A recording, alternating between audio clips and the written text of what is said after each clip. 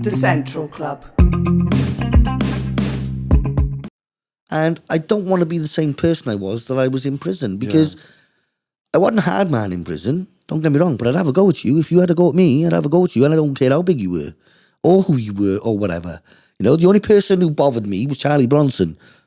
That was the only, you know. Really? Yeah, well, I seen that man go off.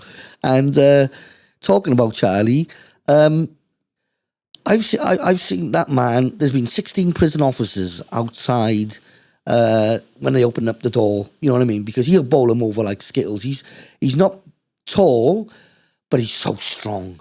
He really is. Oh yeah. You hear stories. He's like, he ain't even had, but you know, he's obviously got some sort of fear factor amongst prisons and prison officers.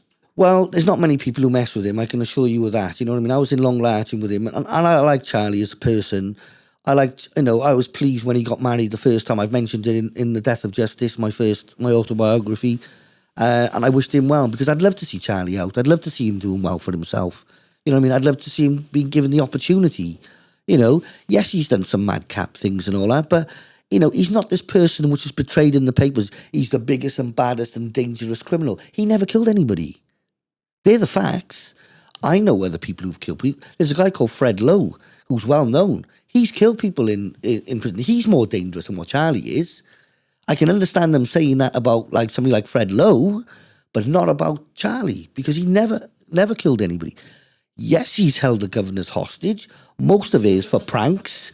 I can remember Charlie saying to him, they said to him, "What's your demands?" He said, "Oh, a helicopter and an ice cream, please."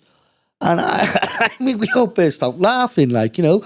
You couldn't take Charlie serious on that. If he wanted to really take the governor hostage and hurt him, he could have. Do you know what I mean? Have you got any encounters like with you and him? Yeah, there was one time where the prison officers, you know, I was only 6'6" when I went into prison. You know, inflation has caught me by the boo-boos at the moment. You know what I mean? But there we go. You know what I mean? I'm nearly 17 stone now. So there we go. You know, that's good food for you. Wow. You know? But I was 6'6" in Long Lartin, and the prison officers were bullying me. And he went in there and he said, "You got a problem with him, you got a problem with me." And that's when I respected Charlie, because he didn't like bullies. I got to be fair to him. He hated bullies.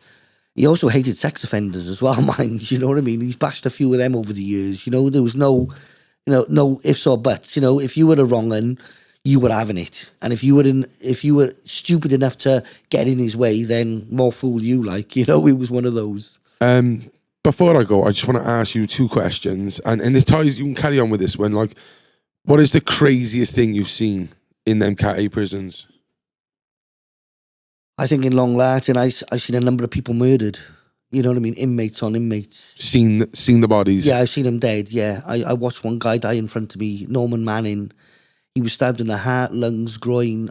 I know, I had a look, and I looked at I seen he was blood everywhere. The prison officers were quite callous. They were more interested in cleaning up the blood, you know, in the cell to move the next person in. The guy hadn't even died yet, like, you know, but we knew he was going to die. Stabbed with what? He was stabbed with a knife. You know what I mean? Get a knife.